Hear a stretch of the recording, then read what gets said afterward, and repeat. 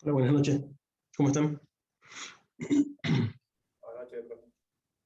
Buenas. Hola, profe, ¿viene usted? ¿No? No entendí. Bien, ¿y usted cómo está? Bien, todo muy bien. ¿Se escucha, se ve bien? Por ahí tengo un problema de red y de velocidad. No, se está viendo bien. Bueno. No me acuerdo si vos, Juan, en particular, me habías hecho llegar algún mensaje o alguna pregunta por email, ¿puede ser?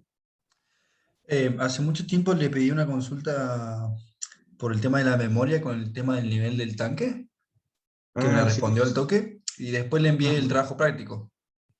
eso pues. Bueno, eso todavía no lo he revisado, ya después voy a ver si le pego una mirada desde el ladder. Sí, el de ladder. Bueno, justamente la otra vez hablaba con un compañero con ¿cuál era? El del temporizador, que se pulsaba cada Ujú. 4 segundos, que Sí, lo hice y me recompliqué mal, y bueno, un amigo me mostró cómo hacerlo más fácil. está bien. Pero Digamos, bueno, pasa. está bien. Digamos, en ese no hay exactas recetas de los temporizadores, hay que buscar la vuelta con los temporizadores que uno disponga. Creo que en la clase pasada hemos visto que eran diversos, digamos, ¿no? Hay algún par de convenciones de si hacen time off o time on, que serían ¿cómo sería? Con temporización a la conexión o a la desconexión. Esos serían los dos principales, pero en realidad hay más variedad en los reales que traen los software o los propios PLC, ¿no? Claro, Tal vez, esos fueron los que yo usé. sí, En el ladder aparece el delay de apagado y delay de encendido simplemente. Y claro. bueno, usé Ah, eso. mira, en el L de micro será.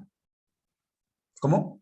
¿En cuál existe? ¿En WinLab? Ah, sí, L de micro, L de micro. L de micro, está. Sí, por eso digo, entonces, a veces no coinciden en el exacto comportamiento de uno y otro, pero tiene que estar lo fundamental, digamos. O conectan o desconectan después de un tiempo.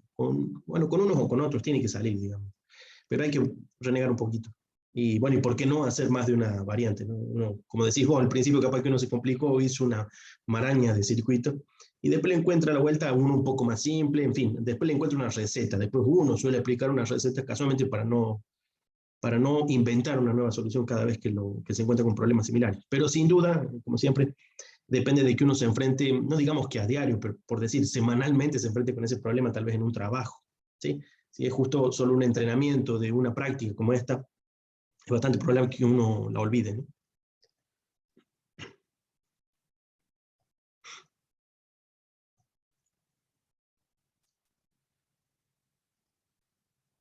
Todavía están con el ingeniero Maximiani por ahí la gente.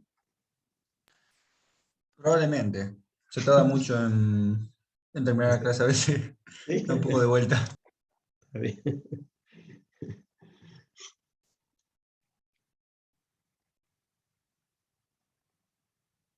Profe, ¿en qué parte Sí. estamos de la materia, digamos? Entregamos el trabajo de ladder y ahora hay que hacer el del trabajo de aula de circuitos magnéticos, ¿es lo que está pendiente?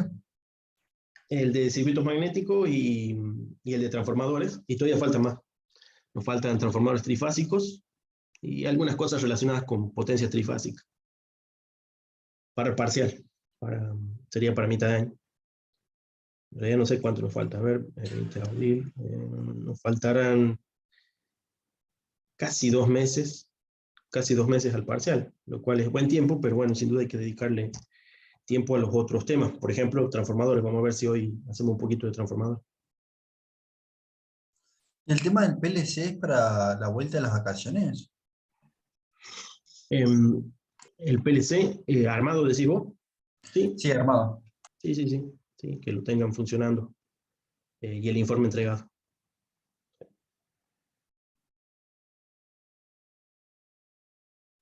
Estos otros prácticos, en cambio, o sea, por decir el de ladder, un poco del de ladder, y especialmente los de circuitos magnéticos, transformadores monofásicos y trifásicos. De trifásicos nos falta, ya después vamos a, bueno, apenas pasemos los monofásicos, vamos a estar haciendo también los trifásicos.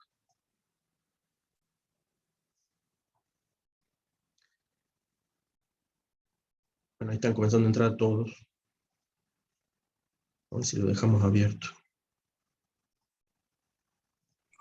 Profe, el chip hay ¿Sí? que mandárselo a algún lado, tiene alguna fecha de entrega. Bueno, no le he puesto fecha de entrega, pero sin duda el circuito magnético, que es tan cortito, tal vez de acá a una semana debería estar entregado, una cosa así. Lo que no hice fue todavía crear aquí en el campus virtual, aula virtual o como se llame, un sistema de entrega. Ya le voy a fabricar una tarea para que ustedes me carguen ahí sus materiales, ¿sí? PDFs en el caso de resoluciones y en el caso de que sean como eran los de los ladder, tenemos el PDF del informe y los códigos fuentes de cada ejercicio hecho. Puede que hayan acumulado ustedes ejercicios en un solo gran ladder. Tal vez los primeros se pueden acumular, los siguientes no, los siguientes es bastante probable que sean un archivo por cada resolución. Y en el caso del WinLadder, creo que genera hasta 3 archivos. 2 archivos suele ser cómodo, los 3 archivos más completos, porque cuando uno simula en el WinLadder, genera estos archivos que incluyen los datos que ustedes hayan usado como nombres, y no solamente los números de I y Q, sino me sale el circuito solo en I y Q. No es fácil deducir con I y Q para circuitos complejos cuál es el rol de cada uno, los I, Q, los M. Así que uno suele poner comentarios y esas etiquetas salen en los otros 2 archivos, así que en el caso de usar WinLadder, es preferible usarse un zip, un RAR, meter todos los archivos en conjunto de cada resolución. Son 3 archivos por cada resolución. Profe, le hago dos consultas. Sí. Entonces, del TP de ladder todavía no dio fecha de entrega. No le he puesto fecha de entrega. Bueno. No, Porque yo estaba teniendo problemas con los últimos, que eran más complicados, los de timer, y no sabía si había que entregarlo ya. Bueno, no, mira, el asunto sería así. El de timer es para entrenarse personalmente, ¿sí? No los tomo en los parciales. El que sí me interesa es que ustedes tengan buena ejercitación, es algo de máquinas complejas, algo como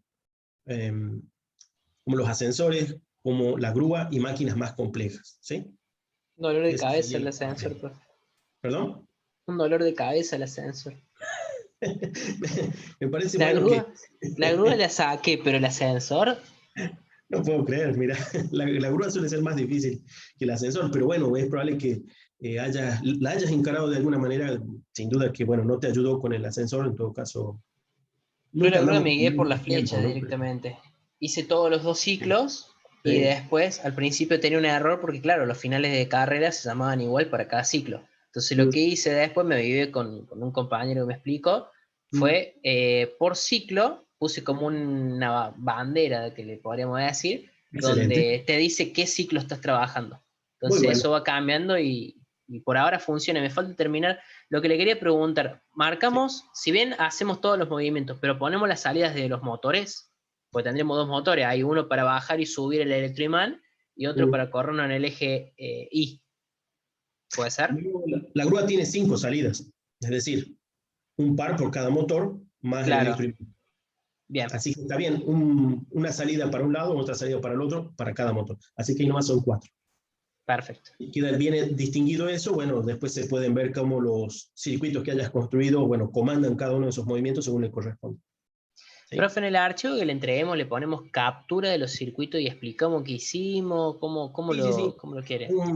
Un PDF mínimo de informe que sea gráfico, es decir, te dicen, a ver, el ejercicio, no me acuerdo el número, pero pongámosle el 16. ¡Pac! Una buena captura, puede ser 2, 3 pantallas en algunos casos cuando es largo, cosa de que visualmente yo pueda ver el circuito, y sin duda me convienen los archivos fuentes en archivos extras, ¿no?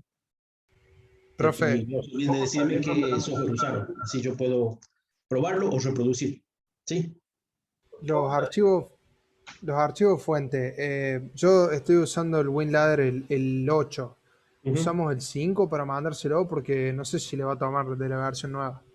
Bueno, supongo que en principio supongo que puede que no me los tome, pero vos no dejes de decirme qué versión usaste y envíame los de tu versión 8. Yo voy a ver si no estaría mal creo que la vez pasada lo pasaron por ahí por el enlace, pero que me digas de dónde lo conseguiste o me indiques, así yo también me hago una copia.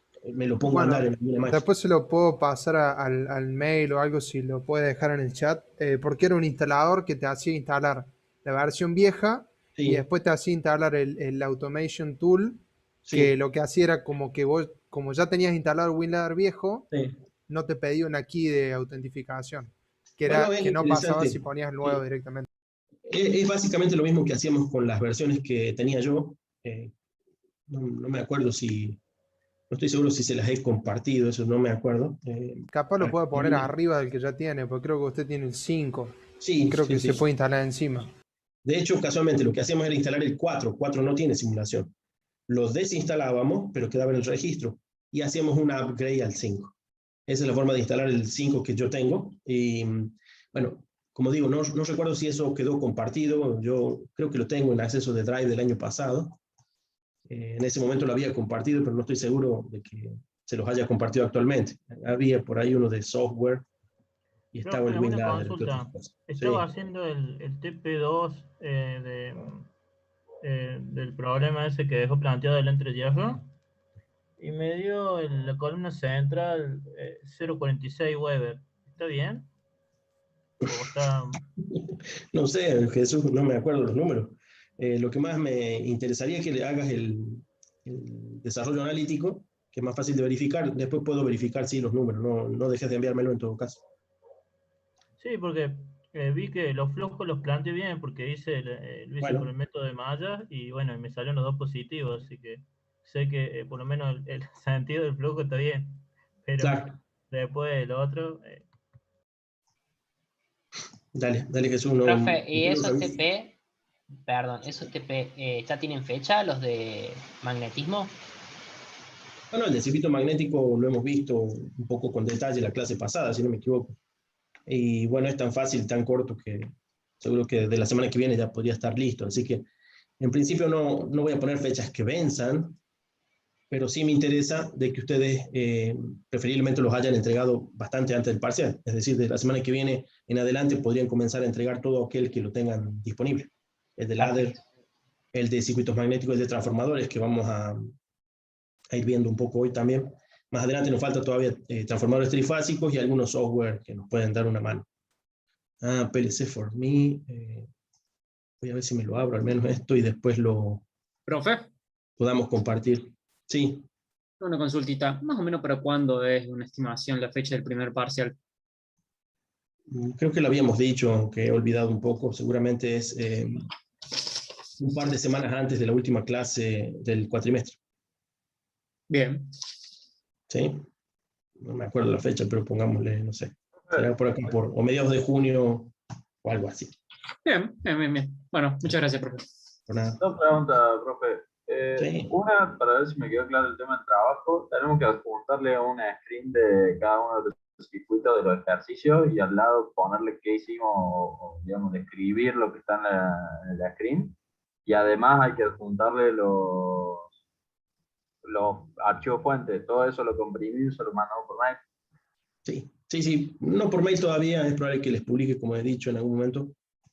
Aquí en el Classroom lo voy a generar como una tarea en la cual ustedes pueden ir subiendo archivos, no tiene una entrega final, así que ustedes pueden subir tantos archivos como hagan falta. Bueno, creo que a veces son el límite de 20, no me acuerdo cuánto es el límite actualmente, después lo podemos revisar.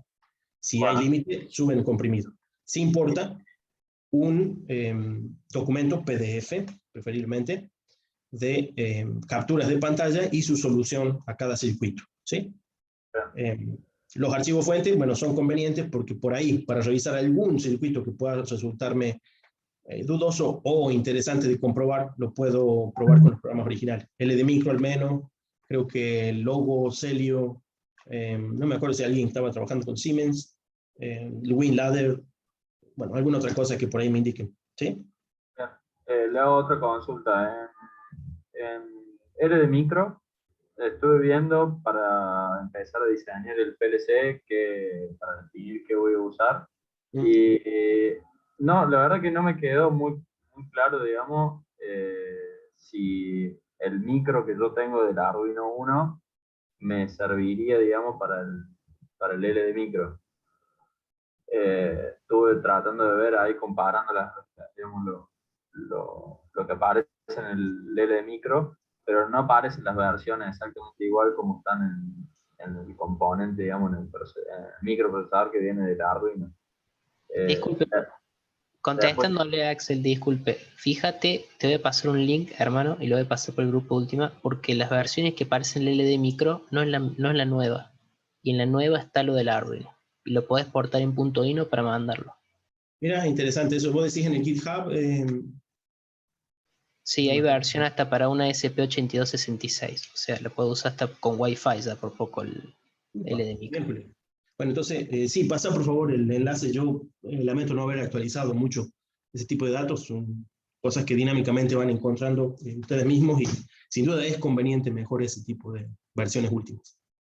Son más prácticas, pueden bajar de manera directa. Las versiones más viejas, uno debía bajar el EX, es decir, el formato de Intel en EXA, ASCII EXAs, describiendo todo el código de máquina. Es decir, que había que utilizar un grabador alternativo, no el de Arduino, un programador del microcontrolador.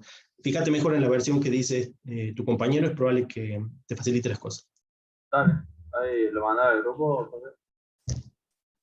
Gracias, Martín. Sí, ahí lo mandé y por las dudas lo dejo acá en el chat por si alguien lo quiere tener más rápido a mano. Ahí están los... Yo bajé, ya te digo rápido la versión que tengo. El de micro, ¿dónde está?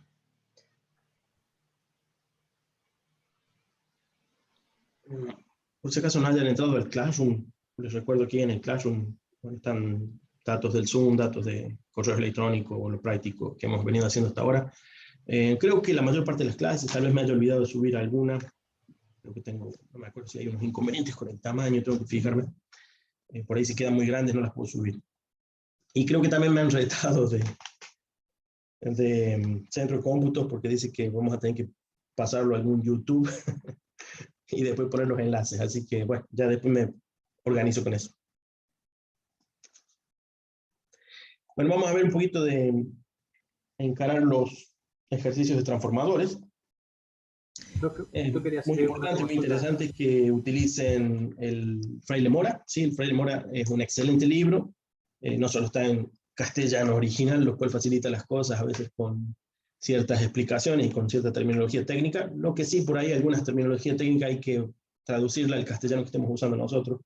Ellos llaman asignado a lo que nosotros llamamos nominales. Lo aclara ahí, pero bueno, fíjense que las siglas que se utilizan son las de nominales. Como la terminología del inglés de donde proviene la mayor parte de esta tecnología.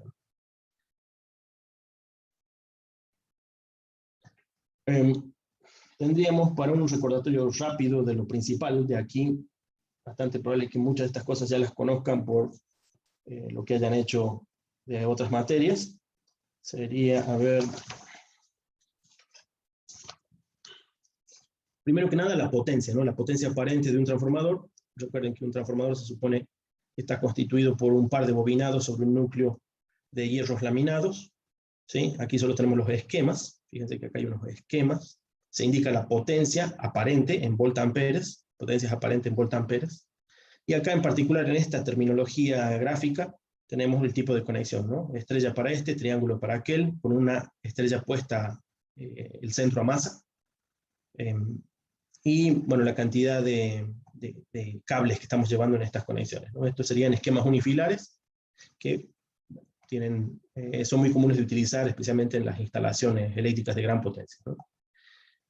Volviendo a lo que nos concierne, tenemos algunas fórmulas principales. La potencia aparente de un transformador se puede calcular en función de la tensión y corriente nominales. Fíjense la terminología que usa aquí el libro, está usando el 1 como subíndice de primario y secundario, el 2, la N para nominales. ¿Sí? Nominales, asignadas le llamo muchas veces este libro, así que ya que estamos trabajando con él, no dejen de comprender asignada por nominal. ¿Sí? Por más que le llame asignada, fíjense que utiliza la N de nominal, que es muy común usar en otros libros, ¿sí? De los cuales probablemente ha bebido este libro también. Bien, así que nuestra ecuación, esto se nos hace natural, pensar en la potencia aparente de un transformador, es idéntica de un lado que del otro, ¿sí? Al menos en condiciones ideales o en vacío, ¿sí? Entonces, potencia aparente, tensión nominal del primario por corriente nominal del primario y convenientemente la del secundario de manera análoga. ¿Qué tal? Bueno, eso que vimos es un transformador monofásico. ¿Qué tal un transformador trifásico? Bueno, como la tensión que acá tenemos en cuenta es una tensión, sería tensión de línea, es decir, entre fase y fase. Las tensiones estas que estamos hablando aquí son siempre tensiones de línea, ¿sí? Y sin importar el tipo de conexión, si alguna de estas dos correspondiera casualmente a un triángulo, a una estrella, siempre la ecuación nos va a dar un raíz de 3 por tensión nominal por la corriente nominal, ¿sí? En vez de ser 3 veces lo que cada uno de los bobinados, que de alguna manera o tiene la corriente, que es de fase, o tiene la tensión, que es de fase, dependiendo de la conexión estrella-triángulo, ¿sí?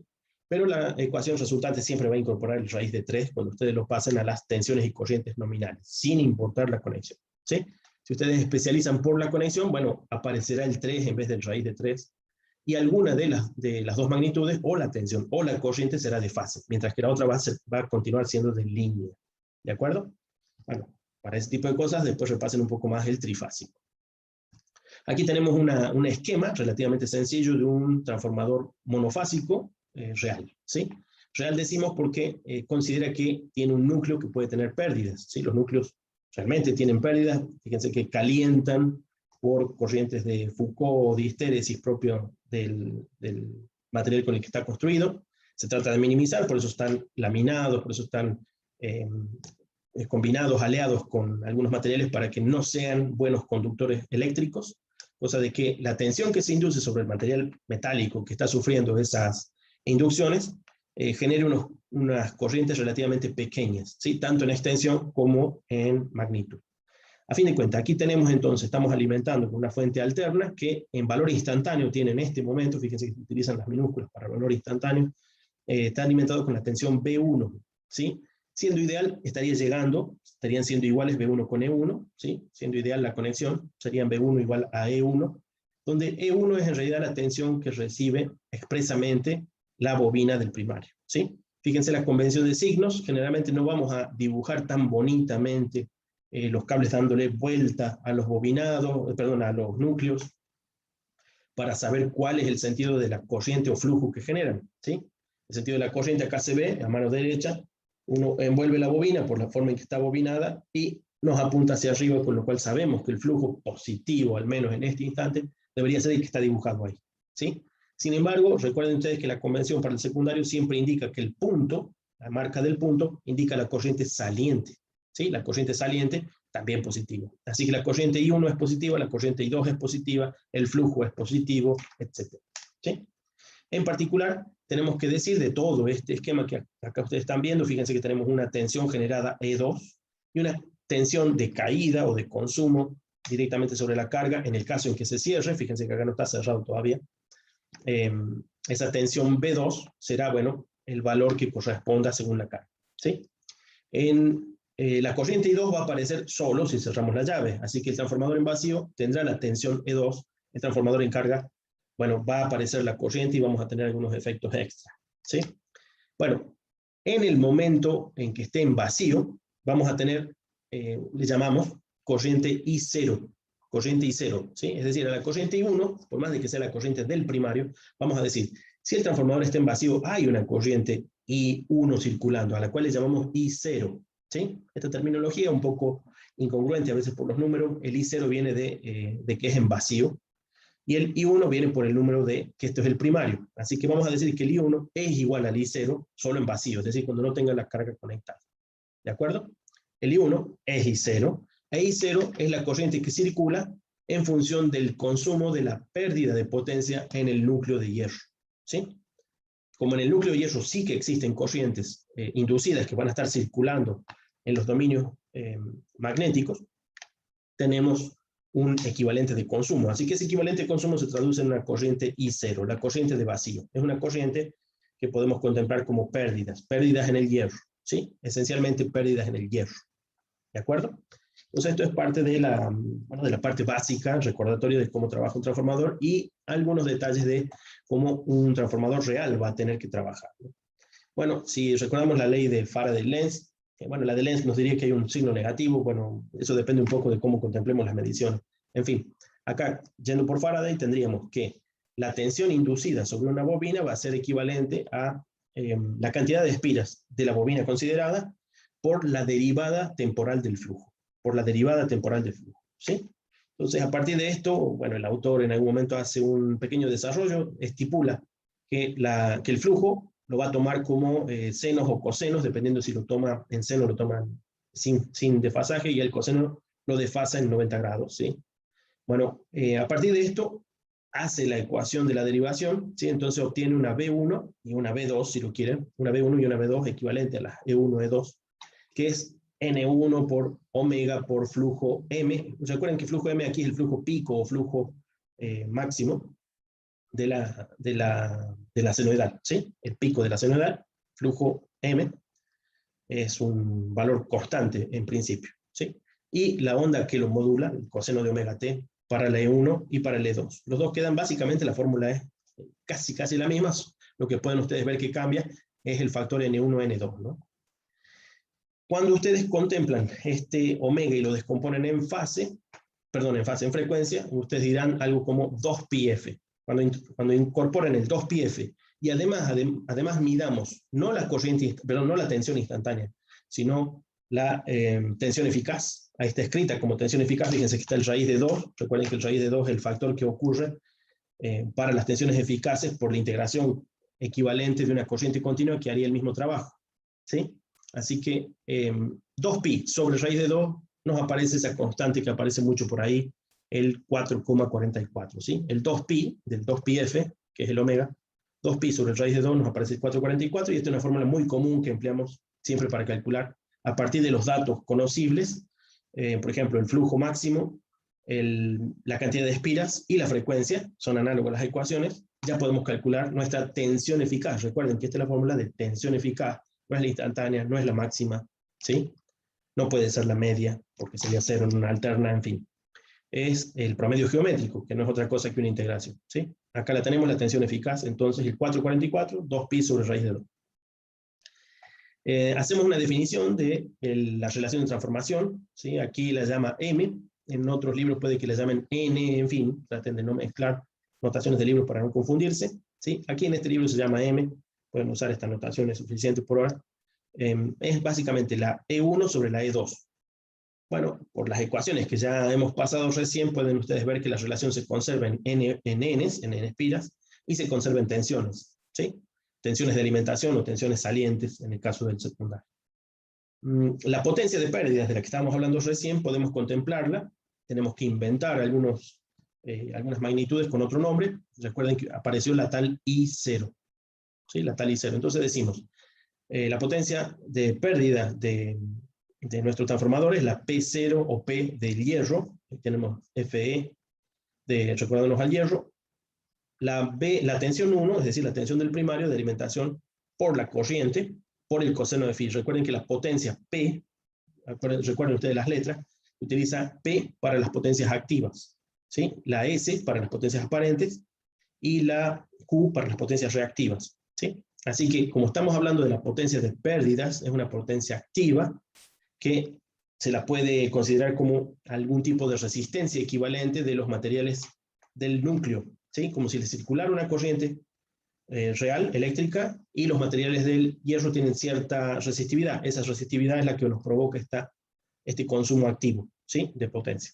Aquí tenemos entonces su cálculo, hay un tal Φ0, ¿sí? Podemos suponer, se hace evidente después de suponer que tenemos una corriente propia que nos provoca la pérdida activa, que hay una corriente resistiva, una corriente de elementos resistivos, llamada corriente en el hierro, o la corriente sub Fe, y la corriente que corresponde a, el equivalente inductivo, que es la I sub mu, es una corriente de magnetización. ¿Por dónde circula esta corriente de magnetización? Bueno, realmente tiene que estar circulando, a la vez que la IFE, por la bobina. Entonces, en la bobina nosotros vamos a encontrar el efecto magnetizante de la bobina, la que genera el campo, es esta corriente I mu, no es una corriente de pérdida, ¿sí? La I mu en sí misma no es una corriente de pérdida, es la que genera el campo, a la que le podemos atribuir la generación del campo. Mientras que la IFE, en cambio, sí que es una corriente de pérdida, porque es la que aparece por el efecto resistivo del núcleo del transformador, ¿sí? Fíjense que, por ser resistiva esta corriente, la podemos asociar que está en completa fase con B1 y con B2. En cambio, la corriente de magnetización está en fase directamente con el flujo magnético, ¿sí? Está directamente en fase con el flujo magnético. La I0 es una composición de ambas, así que cuando averiguemos I0, también tenemos que averiguar el Φ0 y averiguar sus componentes. Y al averiguar sus componentes ya podemos calcular un circuito equivalente magnético, que bueno, que ya lo vamos a presentar relativamente rápido para poder calcularlo. En cuanto a la corriente 2, va a aparecer, como dijimos, solamente cuando la carga se conecte. Acá en particular estamos suponiendo que una tensión E2 que salga del transformador, se la conectamos a la carga que es la ZL, una Z generalizada. No nos interesa si la carga es exclusivamente resistiva, nos interesa una carga general, así que hemos puesto una ZL con un cierto Φ2. El Φ2 será la fase que provoca, la fase que tiene, perdón, esta impedancia por los componentes que tenga, resistivos e inductivos capacitivos, nos va a provocar algún Φ2. Bueno, cuando hacemos las cuentas decimos que nuestro valor de I2 entonces es 2 en magnitud sobre la ZL en magnitud con la fase cambiada de signo, es decir, en retraso de Φ2, ¿sí? Entonces tenemos una corriente retrasada respecto, en principio con este tipo de signos uno podría suponer que la Z es inductiva, que es un caso genérico de la mayor parte de los consumos eléctricos en nuestras redes, ¿no? No suelen ser capacitivos. Así que por eso el caso acá generalizado está dando a entender que esto podría tratarse de un elemento inductivo. Por eso tenemos un retraso de la corriente respecto de la tensión en la carga.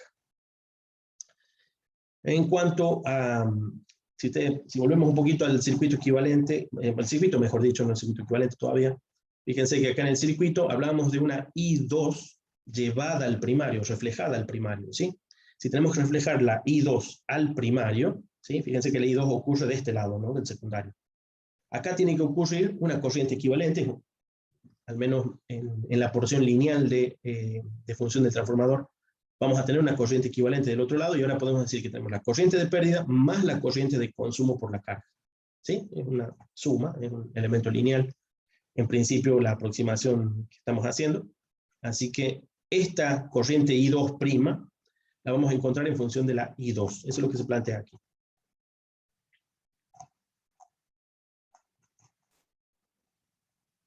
Aquí, ¿no? Decimos, la fuerza magnetomotriz de un lado tiene que ser equivalente a la fuerza magnetomotriz del otro, así que decimos, N1 por I2' tiene que ser equivalente a la N2 por la I2 simple. ¿Sí? La fuerza magnetomotriz deben ser equivalentes de uno y otro lado, porque son las que una fue la generadora y la otra es la consumidora. ¿Sí? Así que tienen que ser equivalentes. Bien, aquí tenemos entonces bueno, esta la operamos un poco, fíjense que de aquí la operamos un poco, hacemos la relación N1-N2, que no es otra cosa que la M que ya habíamos dicho que utilizamos como relación transformador, y podemos decir que la I'2 es siempre I2 sobre M. ¿Sí? Es esperable porque estamos hablando de que la M es el factor multiplicativo para la tensión, es un factor de división para la corriente, ¿no? La tensión 1 es siempre M por la B2, bueno, en las corrientes tiene que ser la inversa. Aquí tenemos, bueno, esa relación puesta de manifiesto. Acá tenemos la I1 resultante, que va a ser la corriente de vacío más la corriente de la carga, llevada al primario. Recuerden que esto es una reflexión, esa reflexión está dada por M. Así que ahí tenemos nuestra ecuación, este es de los valores instantáneos, como estamos generalmente trabajando con valores fasoriales, consideramos que los valores fasoriales están referidos al valor eficaz o al valor máximo. Generalmente trabajamos con valores eficaces, así que aquí tendríamos fasores, a fin de cuentas vectores, ¿sí? Fasores que tendrían como expresión la misma expresión de recién, I1 es equivalente de la I0 más la I2 en M. Una corriente de excitación o de vacío, la I0, recuerden que la I0 estaba formada por la IMU y la IFE. La IFE es de pérdidas completas. La IMU es de magnetización, es la que lleva energía de un lado al otro, la que genera el campo, la que genera el flujo magnético. La I2, en cambio, bueno, es una corriente de la carga, es una componente dada propiamente por la carga. Bueno, tenemos la situación de vacío, es esta es nuestra fuerza magnetomotriz de vacío, es N1 por I0, recuerden que no había una I2 equivalente del lado primario a la I2 de consumo, por no haber consumo. El único consumo que está presente es la corriente de vacío, ¿no? Las pérdidas que provoca el hierro, más la corriente de magnetización. En un momento que hay carga tenemos esta equivalencia, es decir, N1 por I1 menos N2 por I2, es la fuerza magnetomotriz resultante, y tienen que ser iguales. De esta equivalencia, bueno, se hacen ahí unos pasajes de términos, se vuelve a deducir lo que dijimos recién. Es otra forma de deducir a qué es igual la corriente 1. ¿Sí? De todos modos, aquí hay una aproximación que es muy típica de estos ámbitos, así como hacemos aproximaciones en ámbito electrónico, cuando algo es muy pequeño respecto de otro. Bueno, aquí también es muy común que se haga, nada más que en potencias mucho mayores. La corriente del primario es generalmente equivalente a la corriente del secundario dividida en M, ¿sí? Generalmente porque es muchísimo mayor que la I0. Esto es, obviamente, en ciertos regímenes de alimentación. Estamos hablando de gran potencia, ¿no? Transformadores puestos a trabajar en gran potencia. Así que para esos transformadores puestos en gran potencia, las pérdidas existen, pero son relativamente pequeñas, y la corriente de magnetización, las corrientes de pérdida, etcétera, el I0, es muchísimo más pequeño, allí habla de unas 20 veces más pequeño que la I2. Entonces es una aproximación suficiente en algunos casos cuando estemos con buenas potencias, ¿sí? Recuerden que esto es muy propio del ámbito de potencia eléctrica, ¿no? Bueno, esos serían algunos recordatorios mínimos para esa parte. Nos hacen falta después saber funcionamiento de un transformador real.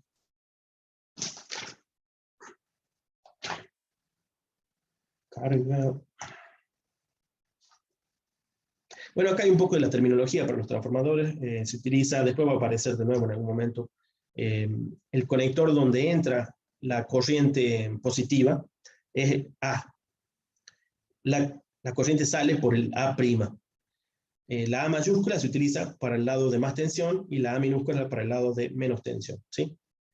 Bueno, aquí tendríamos que este es de más tensión y este es de menos tensión, ¿sí? No siempre es el mismo orden, a veces el primario tiene menos tensión, así que uno podría intercambiar mayúsculas por minúsculas correspondiendo a las tensiones, ¿sí? Aquí lo que se pone de manifiesto en esta gráfica es el flujo principal y unos flujos de pérdida. Hay unos flujos que se cierran, pueden ver ustedes, hay unas líneas de flujo que no cierran por el núcleo. Eso ocurre en todo tipo de bobinas que no estén englobadas por el propio núcleo. Eso es muy difícil de construir, así que en todos ellos siempre va a haber líneas que se cierran en el aire, ¿no? O en el vacío, o en lo que corresponda. Es decir, no por el núcleo. Estas son pérdidas, fugas, así que a partir de esto vamos a elaborar un modelo de un transformador ideal, un transformador idealizado con unos inductores equivalentes a esas fugas, ¿sí? Estamos elaborando esto, es preferible que ustedes después lo lean con detenimiento, para recordar el principio del cual se parte para encontrar nuestro circuito equivalente del transformador, ¿sí? Vamos a terminar con un circuito idealizado, es decir, un transformador ideal, y alguna serie de elementos que se corresponden con los elementos propios de los aspectos eléctricos que nos va a manifestar un circuito equivalente. Por ejemplo, la R1 corresponde con la resistividad propia del cobre de la bobina 1, la R2 correspondientemente las del secundario. Esta L1, LD1 y LD2 son los inductores equivalentes de las líneas que no cierran por el núcleo. Acá tenemos otro inductor, fíjense que estos inductores sí se corresponden con los del transformador, pero serían solo aquellos los que provocan el flujo de trabajo, ¿no? El flujo que sí va a provocar trabajo de transferencia de energía de un lado al otro, ¿sí? Entonces, en este circuito equivalente ya comienzan a aparecer estos otros elementos, una R y una X equivalente a esta L, una R1, X1, R2, X2, ¿sí? Acá se explica con mucho más nivel de detalle, incluso la generación de algunas ecuaciones, ¿sí? El ejemplo 3.2, esto era por la carga, ¿no? Vamos al circuito equivalente de un transformador, ¿sí? Fíjense que este era el punto de partida, es lo que recién estaba mostrando. Decimos que esos flujos y la resistividad propia del bobinado la extraemos de este bobinado, lo transformamos en un bobinado ideal. El del centro es un bobinado ideal que hace una transferencia pura de energía sin pérdidas. De todos modos, ya vamos a transformar esto en un circuito equivalente donde se puedan ver las pérdidas en el hierro. Todavía no están aquí manifestadas como un circuito eléctrico. Es una pérdida que ya vamos a atribuir. Por lo pronto decíamos, tenemos una resistencia equivalente de la resistividad propia del cobre, o del metal con el que esté hecho el bobinado del primario, el bobinado del secundario. Fíjense que aquí lo han reflejado todo al primario, fíjense, por usamos prima. Esto está reflejado al primario. Entonces este valor B2' es aproximadamente B1, ¿sí? Porque son equivalentes por la relación de transformación. La R'2, bueno, es la R2 reflejada al primario, la X'2 es la X2 reflejada al primario, ¿sí? La reflexión al primario siempre se hace por M, por la relación de transformación. Pueden ver aquí ustedes que La E2' es la E1, por haber sido reflejada al primario. Lo que estamos tratando de hacer es unir estos dos lados para encontrar un circuito equivalente simple, eléctrico, fácil de calcular y fácil de deducir mediante mediciones de un transformador real. ¿Sí? Bueno, hay unos pasos más que se hacen aquí para obtener finalmente,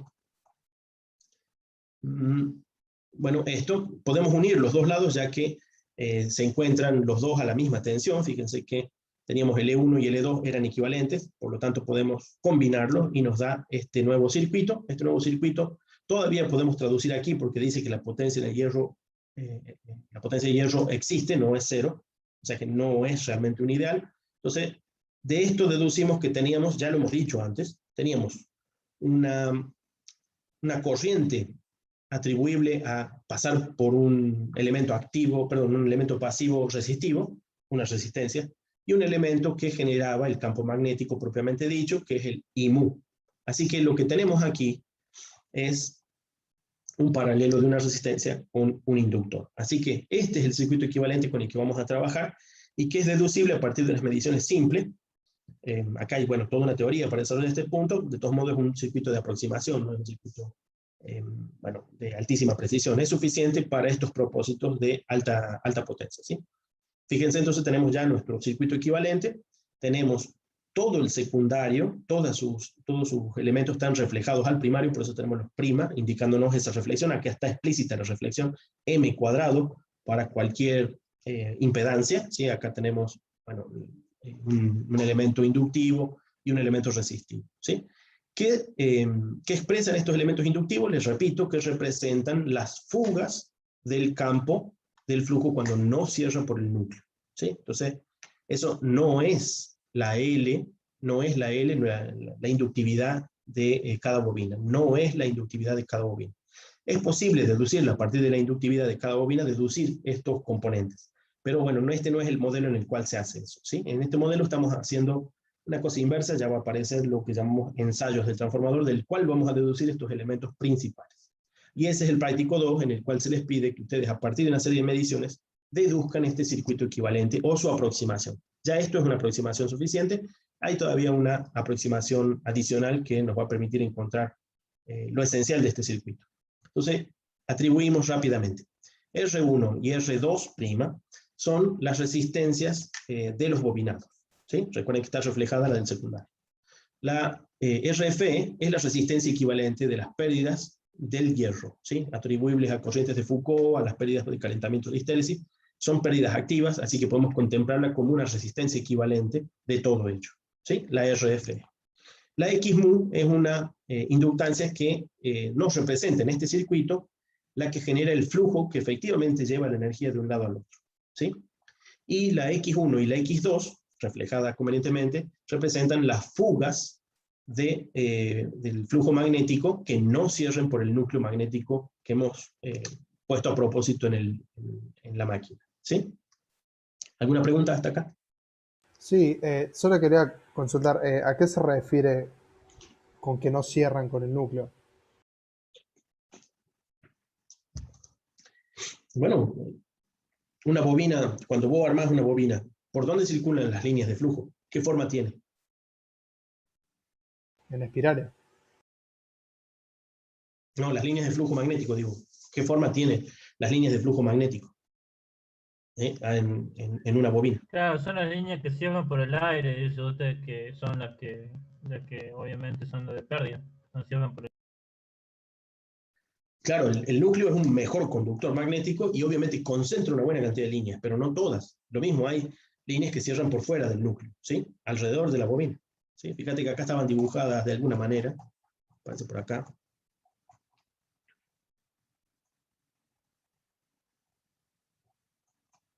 Parece que estaba un poquito atrás. Fíjate, esta línea nos da la vuelta por el núcleo, cierra por el aire. Y acá de este lado también cierra por el aire. ¿De acuerdo? Claro, sí, ahora sí, profe. Gracias. Tiene una forma de manzana, vieron que las manzanas se hunden en el centro. Bueno, la forma de la manzana. La forma de la manzana, más redondeada en realidad, es la forma que toman el campo magnético alrededor de una bobina, ¿sí? Las líneas de flujo que no sean concentradas en el hierro van a seguir cerrando por fuera.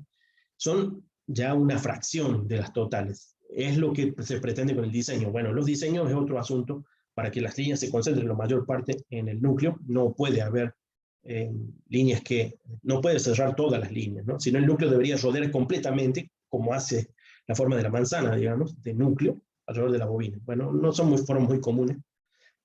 Tratamos de agrupar todo, no está todo agrupado en el núcleo. Lo que no cierre por el núcleo, las líneas que no cierran por el núcleo, están representadas aquí como unas inductancias de pérdidas, ¿sí? Unas inductancias de pérdidas. ¿Qué pasa? Bueno, tranquilo. Bueno, tranquilo, papá. Tranquilo. Después. Estamos en clase, papá. Espérame un ratito, ¿querés, papá? Ahí está el papá, ¿sí? Yo lo veo ahí. Bueno, mira, papá. Pero, Lo veo. cállate ahora, papá. Voy a seguir con la clase, papá, ¿sabes? Espérame un ratito, papá. Bueno, entonces decíamos, este es nuestro circuito equivalente. Con este circuito es el que vamos a trabajar. Hay alguna aproximación adicional que va a aparecer un poquito más adelante. Hace una aproximación suficiente. A ver, aquí está, ¿sí? Esta es la que finalmente nosotros vamos a lograr deducir a partir de los ensayos del transformador.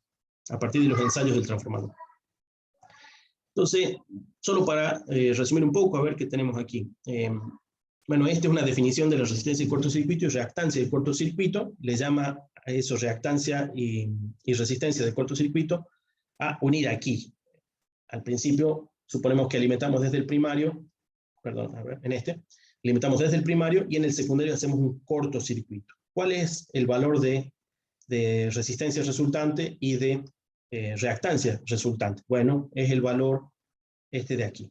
¿Sí? Básicamente, recuerden que son también aproximaciones, es el valor de R1 más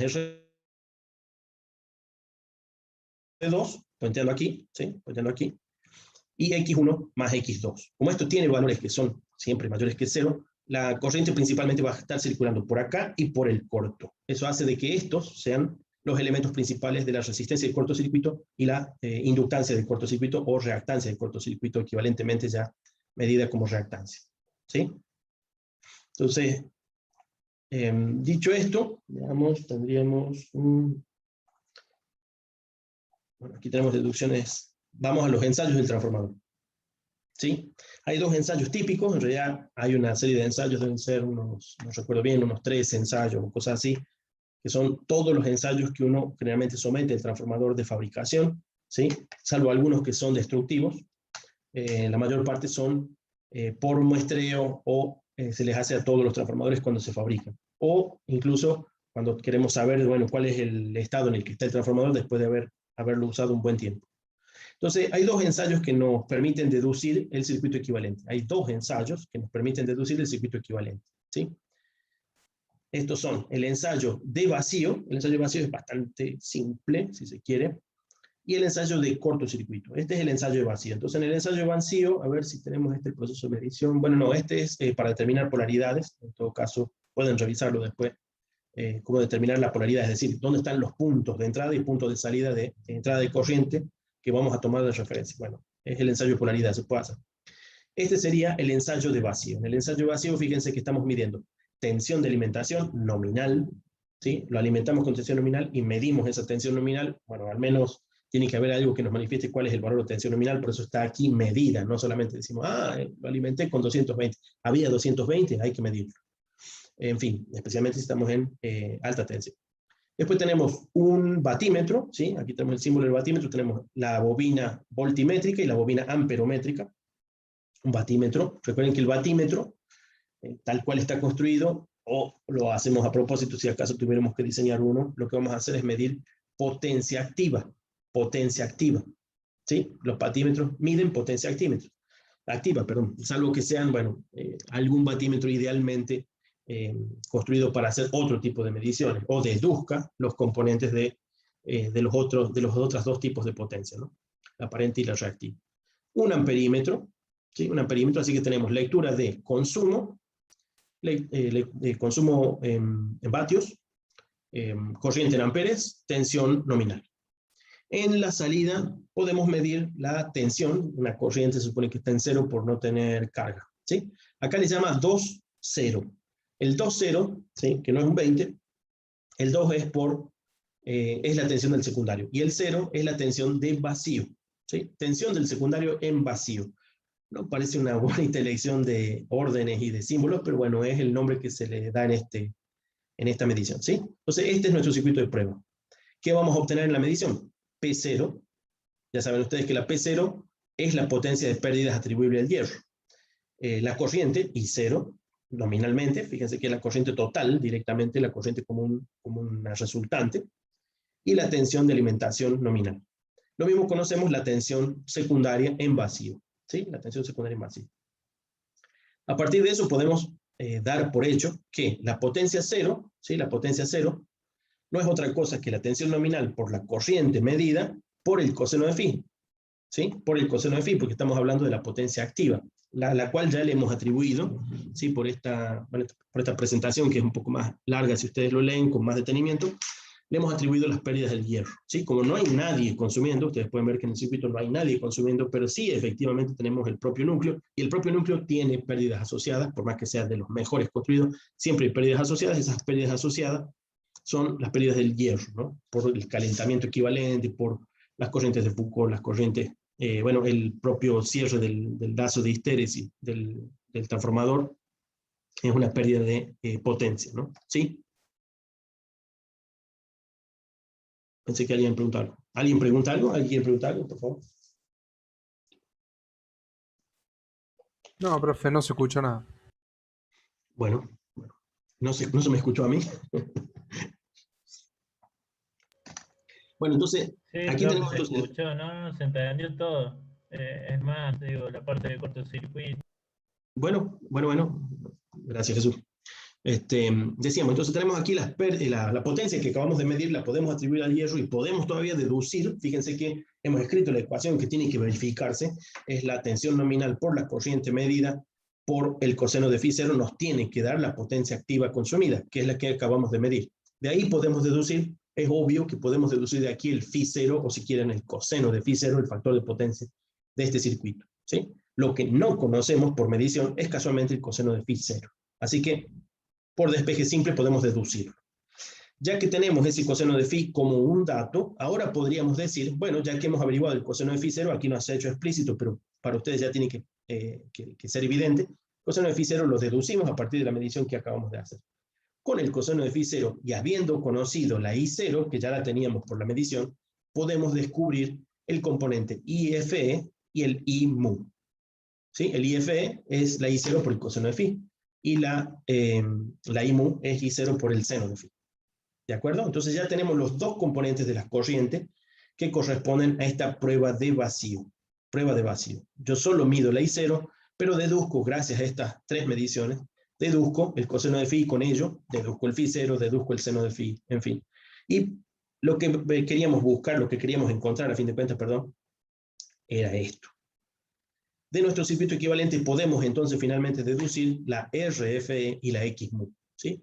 La resistencia equivalente de pérdidas en el hierro y la reactancia equivalente de la corriente de magnetización o del flujo, ¿sí? Que es la X mu va a ser B1 sobre I mu y la RFE es B1 sobre IFE. Estos son los cálculos que vamos a hacer a continuación de hacer un ensayo de vacío, ¿sí? Ya hemos deducido entonces de nuestro circuito equivalente la RFE y la X mu, es decir, el núcleo de nuestro circuito equivalente, ¿no? El equivalente del núcleo de nuestro circuito equivalente. ¿Alguna pregunta hasta acá? Esta es la situación del ensayo, ¿sí? El ensayo solo provee una tensión de alimentación, entrega una I0 y hemos deducido que aparecen, por ese circuito equivalente que hemos postulado, una RFE y una X mu, ¿sí? Ahí las tenemos. El diagrama vectorial sería este. O sea, profe, que para fabricar transformadores hacen falta hacerle este tipo de pruebas, comprobar esto y bueno, y tendríamos para ver. Bueno, no exactamente, Jesús. Los detalles constructivos son bastante más complejos que esto. También están tratados en el libro al principio parcialmente, porque esto no es diseño de transformadores. Es bastante más complejo que esto. Esto es lo que estamos haciendo, y este es el punto importante, estamos modelando un transformador que está en servicio, ¿sí? O un transformador que pondríamos en servicio. ¿Para qué sirve esto? Para hacer enormes redes de interconexión. Supónganse que ustedes tienen que ahora analizar toda la red de, bueno, supónganse que la de una empresa, con algunos transformadores en desde la alimentación hacia la empresa, y con ello deducir cuáles son los puntos en los cuales tienen que ustedes tener control, por ejemplo, las corrientes de consumo, las corrientes de ida y vuelta por el coseno de phi, ¿sí? Las corrientes que están yendo y viniendo en el circuito, casualmente porque el coseno de phi no sea el adecuado, y dimensionar el sistema o incluso hacer el control del sistema, es decir, hacer el apagado de algunos transformadores, el agregado de algunas fuentes y cosas por el estilo. Ahora, ¿cómo hacemos eso? Lo hacemos con circuitos equivalentes. Con un circuito equivalente que vamos a deducir de cada transformador, lo metemos en nuestro circuito y podemos hacer cálculos, podemos hacer simulaciones, ¿sí? Para eso sirven estos circuitos equivalentes. Siempre son suficientemente aproximados, mientras no lo sean, bueno, es ahí donde lo vamos a refinar. Pero con esto vamos a poder trabajar con circuitos suficientemente aproximados para poder deducir lo que toda una malla de circuitos de estos elementos va a provocar en el sistema de alimentación, ¿sí? Siempre estamos hablando de sistemas interconectados, ya sea porque recibimos la tensión de algún lado de alimentación, lo estamos conectando sobre transformadores, conectamos nuevos circuitos a transformadores, etc. Entonces, toda esa red completa la podemos modelar. Ese es el propósito de estos circuitos equivalentes, ¿sí? Prever el comportamiento de grandes redes de estos elementos. Bueno, entonces decíamos, acá tenemos lo que hemos deducido de nuestra prueba de vacío. Podemos deducir los dos componentes que habíamos postulado para el núcleo, ¿sí? Las pérdidas de hierro y una reactancia de magnetización equivalente. Bueno, el M, ya que lo podemos deducir por la medición, si no conociéramos los detalles del transformador, es decir, no tenemos la placa del transformador, lo estamos midiendo, ¿sí? Bueno, ya que lo hemos medido, podemos hacer, bueno, las ecuaciones que ahí están presentes. Es decir, yo he medido B1N y B20, hago la relación, y esa relación se la atribuyo a E1, E2 y a N1, N2, que puede ser que no conozca, ¿sí? Que puede ser que no conozca. Vamos con el ensayo de cortocircuito. Hay dos tipos de ensayo de cortocircuito, uno de ellos es destructivo a potencias nominales, ¿sí? Es un ensayo que se hace en algunas fábricas por muestreo, se toma algún transformador, se lo somete a las tensiones y corrientes nominales, y básicamente se lo quema, pero para ello se hace una medición, una serie de medidas de tiempo, de duraciones, de temperaturas, de qué tan explosiva es los aceites que se utilizaron, en fin, cuánto soportó la cuba y ese tipo de cosas. Y son ensayos bastante complejos, son destructivos en ese caso, bueno, no son el que estamos contemplando aquí. Este es un ensayo de cortocircuito a tensión reducida. Es un ensayo de cortocircuito a tensión reducida, ese es el nombre completo de este ensayo, ¿sí? Entonces, en principio, la situación de prueba es esta, ¿sí? Se puede hacer de los dos lados, aquí está planteado de un solo lado, si lo hacemos del otro lado, lo que hay que hacer es reflejar para el lado que corresponde, ¿sí? Hay que reflejar para el lado que corresponde. Entonces, en particular, aquí tenemos un transformador sometido a una prueba de cortocircuito, aquí se tiene que poner un buen puente, ¿sí? Un buen puente para hacer el cortocircuito, generalmente unos lindos elementos de cobre, bien abulonados en los transformadores grandes. En este lado ponemos un amperímetro, un batímetro y un medidor de tensión, un voltímetro. En este caso el voltímetro, bueno, por algunas razones de no medir las caídas que provocan estos elementos, se lo ha puesto a posteriori. ¿Sí? Hay correcciones que se pueden hacer, hay pequeños errores que se cometen dependiendo de la posición en que pongamos los elementos. Bueno, entonces vamos a leer la corriente, a la que llamamos de cortocircuito, en este caso de primario, que esta corriente tiene que ser la corriente nominal. Esta es una definición del ensayo. Este ensayo se debe hacer cuando esta corriente es equivalente a la nominal del transformador, ¿sí? Entonces, ¿cómo hacemos para ajustar esta corriente nominal del transformador? Y sin embargo, esto tiene que ser realizado a tensión reducida. Bueno, básicamente se pone aquí un variador de tensión, de tal manera que yo voy ajustando el valor desde 0 y voy subiendo de a poco hasta que yo lea aquí en el amperímetro la corriente nominal del primario. O sea que la corriente nominal del primario tiene que ser sí un dato que conozcamos de este transformador, ¿sí? Debe ser un dato que conozcamos del transformador, ¿sí? O debe poder deducirse de algún dato del transformador, ¿sí? Bien, si no fuera el caso, bueno, uno puede hacer de todos modos el ensayo, lo hace una vez más a tensiones reducidas, pero se hace de otra manera, es decir, se estipula algún porcentaje y después se hace unas equivalencias de ajuste. De todos modos, este es el caso general. En el caso general, ajustamos la tensión, vamos subiendo desde 0, hasta que en algún punto ajustamos y vemos que la corriente que circula es la nominal. ¿sí? Cuando vemos que la corriente que circula es la nominal, bueno, dejamos la tensión en ese punto, ¿sí? Entonces, en ese punto podemos leer aquí la tensión del primario en cortocircuito. La tensión del corto primario en cortocircuito no suele ser superior al 5 o 10% en este tipo de ensayos, de la tensión nominal, ¿sí? Llega a ser entre el 5 y el 10% de la tensión nominal, ¿sí? Depende un poco de los aspectos constructivos del transformador, pero nunca es muy superior al 10%, ¿sí? No es ese un valor que sea fijo, no les va a dar justo el 10%, justo el 5%, va a ser un valor intermedio, ¿sí? Que puede variar dependiendo de las características del transformador. Pero lo que sí es importante es que lo estamos haciendo en tensiones muy reducidas, ¿sí? Por decir, por debajo del 10% de la tensión nominal. Si esto se hiciera tensión nominal y corriente nominal, lo que vamos a tener, bueno, es la prueba destructiva de la que hemos mencionado hace un rato. De todos modos, aquí damos por hecho que la tensión es cero. Lo que no conocemos es la corriente, pero la estamos midiendo de este lado, así que vamos a deducir la corriente equivalente de ese lado indirectamente. Vamos a estar midiendo la potencia a la cual le estamos atribuyendo las pérdidas de cortocircuito, ¿sí? Las pérdidas de cortocircuito. Recuerden que las pérdidas de cortocircuito las estábamos atribuyendo a las resistencias de los bobinados, ¿sí? ¿Cuáles son los elementos resistivos evidentes aquí? Bueno, podríamos decir la resistencia equivalente de las pérdidas del núcleo, la resistencia del bobinado 1, la resistencia del bobinado 2, por transferencia o reflexión al primario, debemos estar midiendo los consumos equivalentes, ¿sí? Bueno, entonces, una vez que hemos medido la potencia consumida, la tensión del cortocircuito y hemos ajustado la corriente, que es equivalente a la nominal, podemos comenzar a hacer nuestro gráfico equivalente. Nuestro gráfico equivalente nos dice que, así como lo hemos medido, podemos pensar que todo este circuito se reduce a una resistencia de cortocircuito y una impedancia del cortocircuito, ¿sí? Esa impedancia o reactancia del cortocircuito en particular, que aquí tenemos, serían estos dos elementos. Recuerden que eso lo habíamos mostrado al principio cuando dijimos que en nuestro transformador equivalente, en nuestro circuito equivalente transformador, habíamos ya destinado una R1, una R2 como equivalente de las resistencias de los bobinados, y unas X1 y X2 intermedias que estaban representando las fugas de campo magnético en el flujo, ¿sí? Bien, aquí tenemos entonces nuestro circuito equivalente. El gráfico equivalente de diagrama Fasoriel sería este. Sobre la corriente nominal tendríamos la tensión de la resistencia, ¿no? La tensión estaría en fase, la tensión de la resistencia estaría en fase con la corriente, mientras que la corriente, la tensión de la reactancia estaría a 90 grados, ¿sí? A 90 grados, ¿sí? Y acá tendríamos su valor equivalente, ¿no? La XCC por la I1N, y la RCC por la I1N. A fin de cuentas, con esta situación estaríamos obteniendo una BCC, ¿sí? Una BCC que sería equivalente a la ZCC por la I1N. ¿La ZCC cuál es? Es la composición de RCC por la XCC, ¿sí? Esta ZCC no es otra que la composición de estas dos, si lo quieren en magnitud, ¿sí?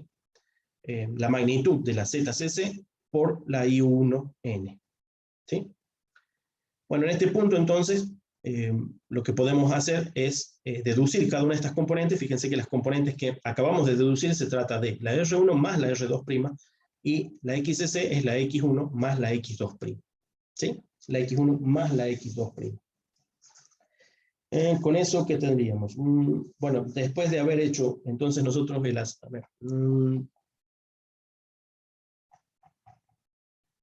la medición de, acá está, la medición de potencia. La medición de potencia, tenemos estos componentes, fíjense que una vez más podemos hacer. Conozco PCC por medición, conozco B1CC por ajuste y medición, y conozco I1N porque ajusté a ese valor y lo estoy midiendo, ¿sí? No conozco el phi-CC. Una vez más, puedo deducir coseno de phi-CC, despejo el coseno de phi-CC. Aquí no son las fórmulas iguales a las otras por ser un circuito serie y no uno paralelo. Así que podemos deducir la BRCC y la BXCC. No son otras que la B1CC por el coseno de phi y por el seno de phi, respectivamente. Con estas, venir a la ecuación de RCC y XCC y obtener cada una de ellas por el respectivo coseno y seno, obtener el valor de la RCC, que era lo que estábamos buscando, y la XCC también parte del circuito equivalente. El circuito que hemos deducido es más simple que el circuito equivalente propuesto, creo que era el que presentamos, no sé si está muy atrás, aquí. Este es el circuito que hemos deducido. ¿De acuerdo? Entonces estos son ensayos de vacío y ensayos de cortocircuito a tensión reducida a corriente nominal. ¿Sí? Ensayo de cortocircuito a corriente nominal o a tensión reducida, son sus nombres posibles. Hemos deducido la RFE, la XMU, no hemos logrado deducir la R1 y la R2 por aparte, y la X1 y X2 por aparte. En el ensayo deducimos dos componentes, la RCC y la XCC. En algunos transformadores se puede dar por hecho que son la mitad uno del otro. Es una aproximación en algunos casos válida, en otros casos no nos interesa. ¿Sí? Lo que nos interesa es obtener este circuito equivalente que lo podemos meter en una malla de circuitos en los cuales vamos a poder evaluar el comportamiento de los transformadores, cada uno por su cuenta, dependiendo de los valores a los que los sometamos de alimentación y de consumo. ¿Sí? ¿Alguna pregunta?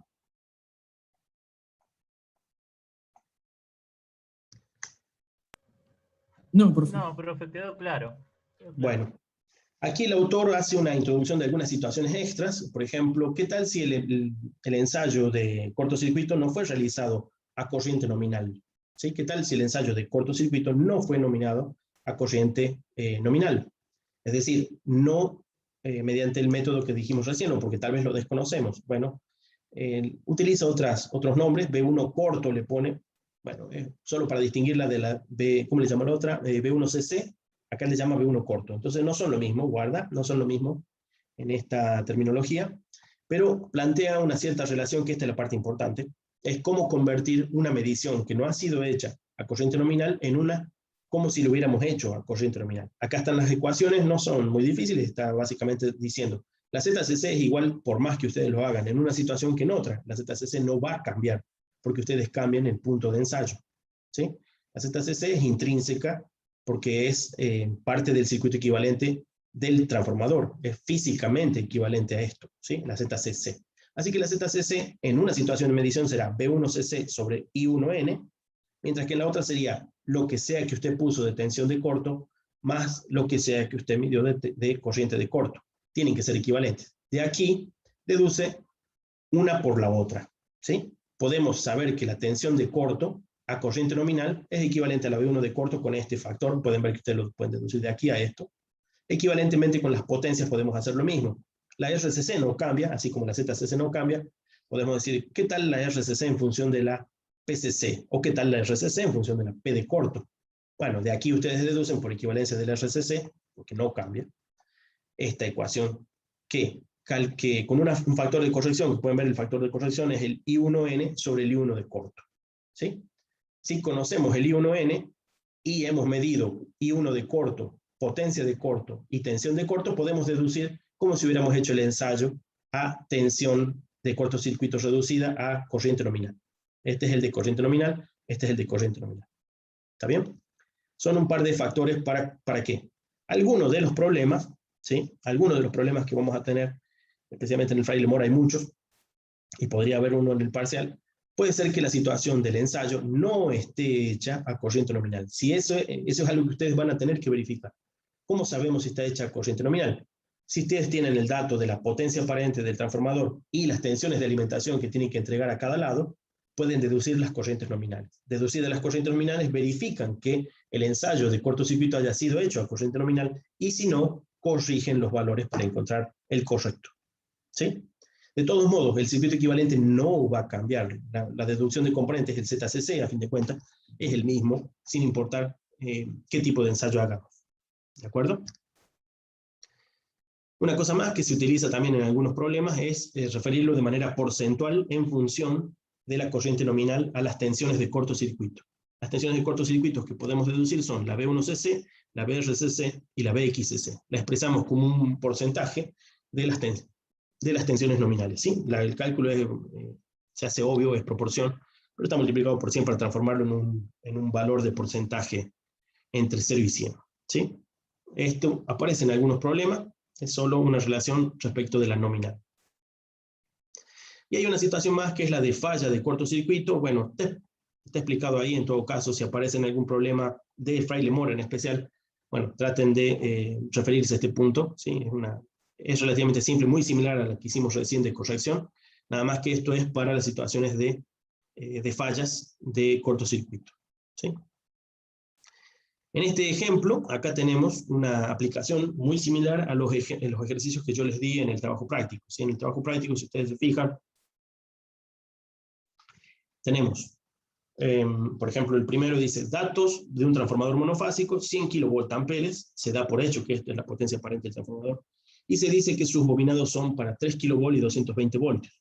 ¿Sí? Ahí estamos diciendo entonces los valores de cada lado. ¿Sí? Los valores de cada lado.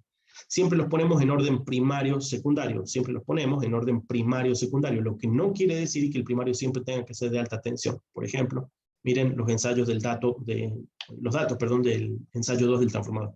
Este tiene 220, 380, aquí el primario es de 220, y el secundario es de alta tensión. ¿Sí? Entonces guarda con la terminología, usamos alta tensión, baja tensión, referido efectivamente al valor de la magnitud de estas cosas, pero no al orden. El orden está dado por primario, secundario. Primario, secundario. Primario es siempre el que provee la alimentación, ¿sí? Secundario es siempre el de consumo. Bien, entonces teníamos para este, por ejemplo, dice 100 kV, 3 kV en primario, 220 voltios en secundario, 50 Hz, 100 espiras en devanado secundario. Son datos que nos han dado, no están con los símbolos de subindexados que sabemos usar, utilicen los adecuados. Ensayo de vacío. Se alimentó con 3 kilovoltios, ¿sí? En alta tensión. Si vemos la alta tensión coincide con el primario, así que podríamos decir que este ensayo de vacío ha sido hecho desde el lado primario. ¿Sí? Si no me equivoco, es la misma situación de la que habíamos explicado ahí en el libro, es la que está presentada en la parte del ensayo de vacío.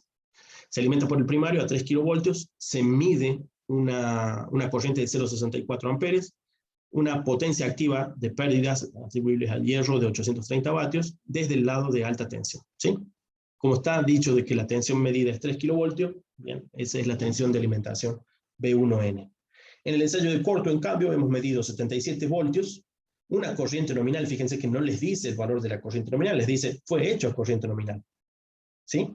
Se midieron 650 vatios de consumo y fue hecho del lado de alta tensión, es decir, que sigue siendo la misma situación de ensayo explicada en el libro. Se puede hacer al revés. Si está al revés, hay que comenzar a reflejar por los M's. ¿Sí? Comenzar a reflejar por los M lo que corresponde.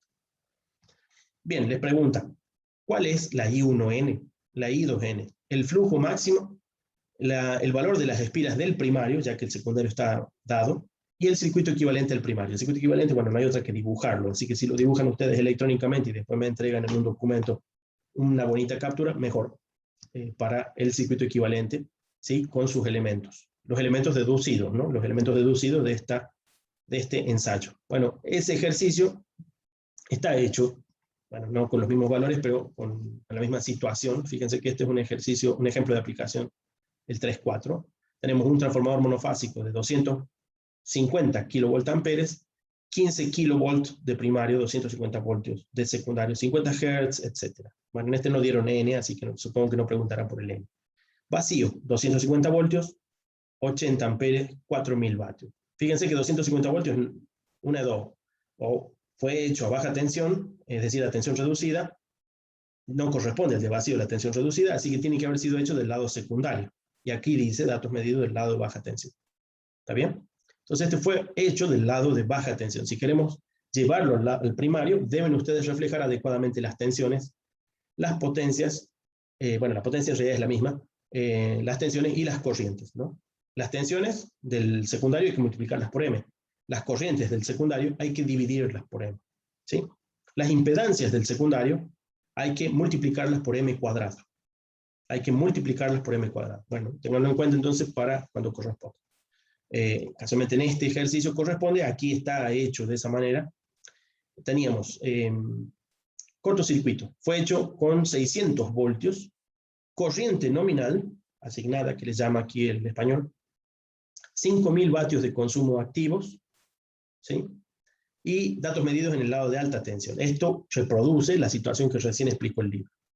¿Sí? Entonces calcule parámetros equivalentes del circuito reducido al primario. Le está diciendo clarísimo, tome estos de vacío que han sido del secundario y trasládelos al primario, como si hubiera sido hecho del primario. Pueden hacerlo fácilmente, como dijimos, 250 voltios por la M y los 80 amperes divididos en la M. ¿Sí? Si hacen eso, después no hay que transformar ninguna impedancia, las impedancias van a salir solas. ¿De acuerdo?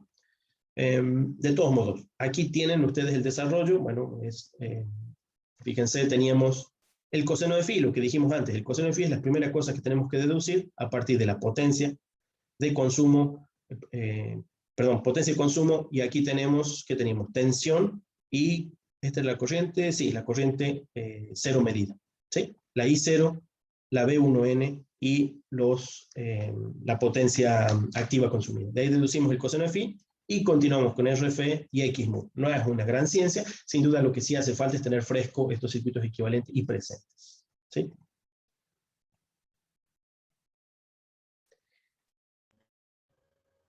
Ya que están escribiendo su presente, traten de escribirme el curso primero, 4R1, 4R2, y recién su nombre y legajo. Gracias.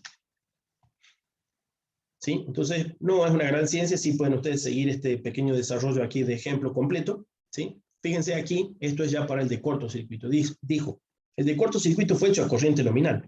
Bien, ¿cuánto es la corriente nominal? Ahí lo tenemos calculado. Se nos hace obvio, después de verlo, la potencia aparente en la tensión nominal del lado primario. Bien, acá lo tenemos, son datos que tenemos, así que podemos saber que la I1N es este valor.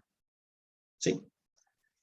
Hacemos, bueno, aquí está haciendo una relación, porque probablemente lo preguntó, la relación de I0 respecto de I1N.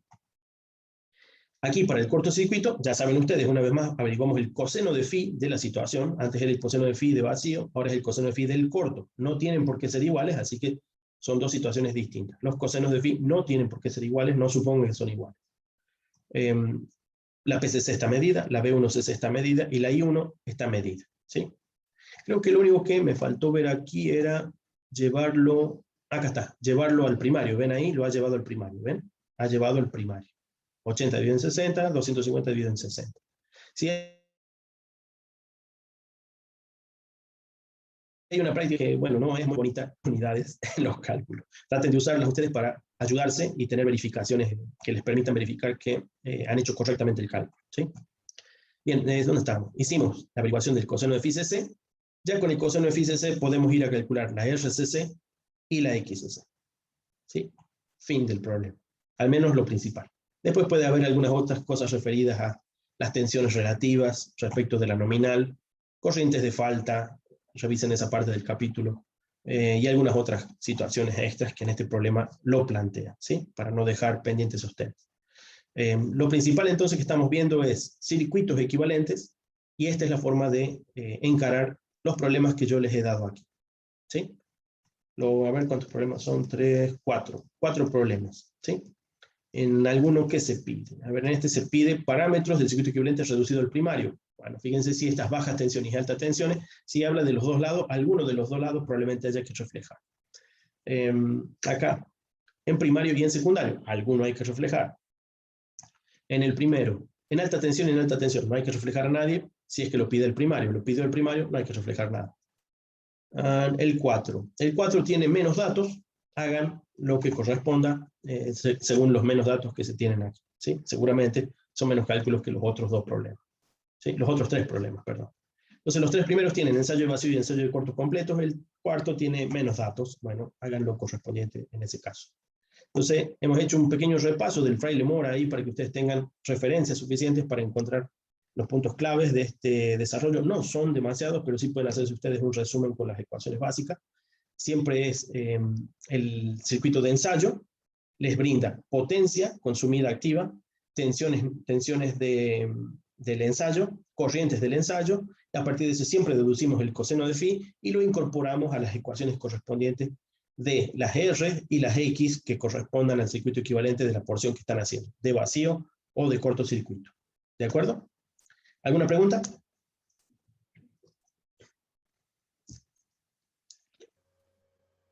No, profe. No. No, por favor. Bueno, tienen material de referencia, ejemplo resuelto. Los problemas planteados en el práctico no son muy difíciles. Sí les recomiendo hacer más que el práctico. Sí les recomiendo hacer más que el práctico. Usen el mismo propio... a ver si estamos por ahí. 319, no. El mismo Fraile Mora tiene, qué sé yo, una treintena de problemas. Seguramente unos 10 por lo menos deben estar referidos a los transformadores monofásicos. Pueden verlos aquí, ¿sí? Hay algunos otros detalles que por ahí Fraile Mora hace. de otros temas adicionales. Pero lo principal está siempre, ¿no? Aquí fíjense, respuestas, les da respuestas de guía. Creo que hay un solucionario dando vuelta, ayuda. Pero como siempre interesa que ustedes sepan plantearlo, sepan solucionarlo. Y en el parcial no me interesan tanto los números en sí mismos, que son verificadores, sino el procedimiento. El procedimiento tiene que ser claro, tiene que estar analíticamente resuelto, ¿sí? Y cuando vayan a hacer la parte numérica, siempre escribir las unidades para que sirvan de verificador, ¿sí? Es decir, lo más importante de los ejercicios va a ser el desarrollo analítico, el correcto planteo de la solución. No tanto así los números, aunque los números van a ayudar en sus puntitos si son los correctos, ¿de acuerdo? Así que traten de aprovechar el Fraile Mora, es muy completo, tiene muy buena cantidad de ejemplos. Si tienen el solucionario, bueno, tienen contra qué contrastarlo. Acá al menos tienen las respuestas, no está de más.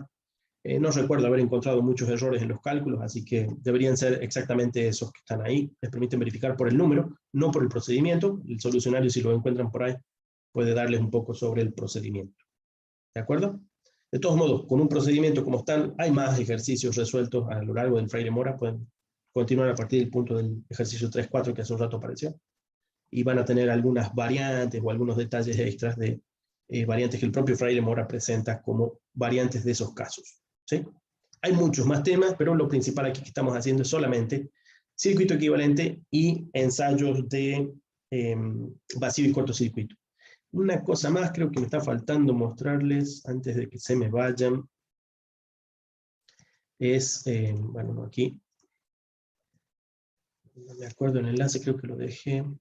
¿Dónde estaba? Se me perdió ahora.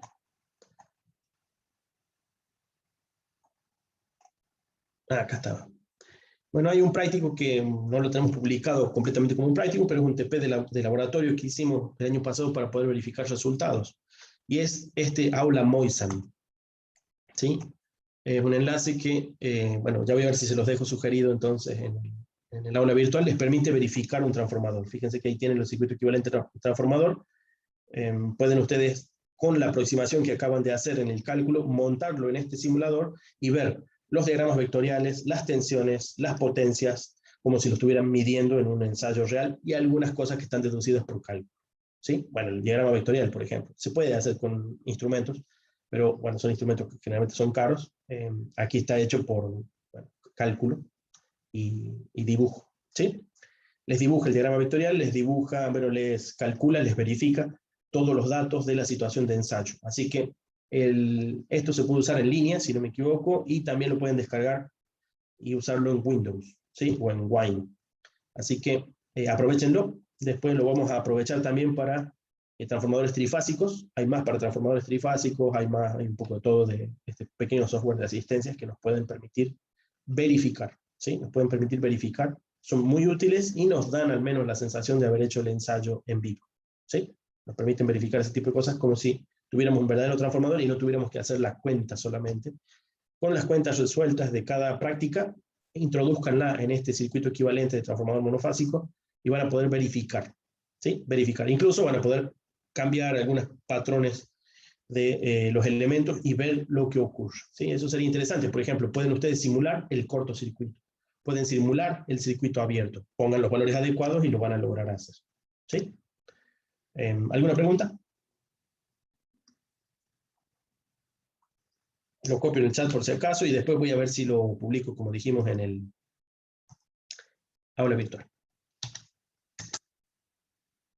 Bueno, no se olviden de poner el curso la próxima, así puedo más rápidamente verificar la asistencia. ¿Alguna pregunta más? No, Bueno. no. Cuando haga este Profe, el link del Classroom está en AV. No estamos usando el Classroom, no es el Classroom viejo. Después dije que les voy a publicar más materiales o algunos detalles en el campus. La aula virtual. Por ahora se lo pasé el chat nada más, pero ya después se lo publico. ¿Sí? Bien, profe. Bueno, buenas noches. Nos vemos. Buenas noches, profe. Que ande Bueno, bien. profe, muchas gracias. Que tenga buenas noches. Adiós, profe. No, profe. Nos vemos. Que yo le hago una consulta. Sí. es por la clase pasada. Yo al último momento me levanté para abrir la puerta a un amigo que me traía una computadora que tenía que reparar y justo no puse el chat, o sea, cuando volví ya se había terminado la clase y no puse en el chat el legajo y o sea, la presencia. Ujú. No sé si no tenía su mail justo para mandárselo. No hay problema. Y le hago otra consulta, va, dos. Una, no hay o sea, estuve haciendo los ejercicios del TP de PLC en Ujú. el TIA Portal, porque justo un Sí, proveedor que nos me venía hablando, o sea, quiere vendernos Siemens, sí. me lo otorgó, me lo facilitó y le dije que estaba interesado a ver qué onda. Y nada, Eh, y le estuve dando, o sea, me metí con el TIA Portal y estuve haciendo ejercicios ahí, pero la consulta, ¿usted después lo puede abrir o quiere que lo haga en otro software después y se lo paso? Bueno, no dejes de hacerme el documento con capturas, que eso me ayuda mucho a ver directamente el circuito sin tener que usar los fuentes, pero no me dejes de agregar los fuentes. Alguien había sugerido por ahí un TIA portal que es instalable y creo que en Ah, internet bueno. se puede entrar. Así que Sí, en algún este momento yo cliente no también sé lo si nos lo dio digo, con una clave puntualmente solamente para mí, no, por eso no no, sé si pasa o no no y hace no falta, quiero, no me no quiero hace meter falta en que te eso. pase. Sí, no hace Pero falta sí, que sí, te iba a pase. agarrar y iba a sacarle captura al circuito y Sí, además captura al simulador porque podés hacerle como un script para simular que te haga cosas en excelente, excelente. tiempo. Sí. Así que le iba a subir con eso. Sí, sí, va a ser mejor documentación. La documentación de la simulación no está de más y en algunos casos es necesaria. Especialmente, por ejemplo, en este, capaz que yo me demore en llegar a tener un TIA portal funcionando y tal vez pueda directamente mirar el documento y verificar que está haciendo lo adecuado. De todos Ah, modos, bueno, bueno. Sí, no, si último, si alguien quiere, pasará hago otro un día, video en YouTube y después le paso el link de que eso estaría muy funcione. lindo. Sí, sí, sí, estaría muy bueno, muy, muy, muy completo.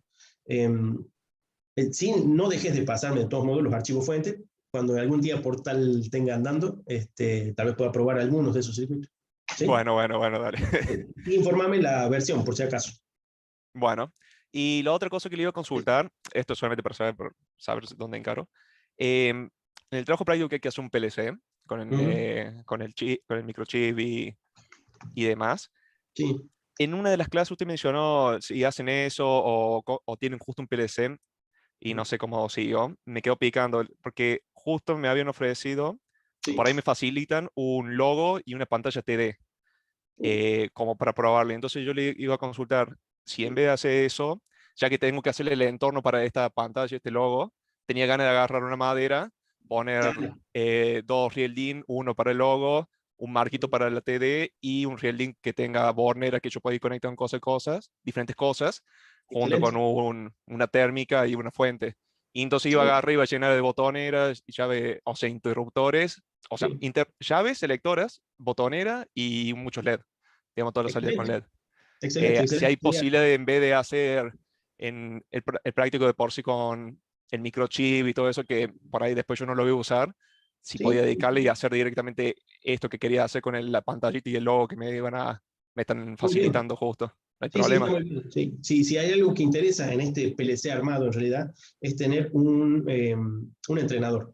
Y la parte que estaría Claro, construyendo es el entrenador. Así que si ya está el PLC, bueno, hacer el entrenador directamente. Los demás también están haciendo un entrenador mínimo, que casualmente son las llaves y las luces, no menos que eso. Y claro. después quedan disponibles las conexiones para, bueno, utilizarlo un poco más en serio, ¿no? Eléctricamente.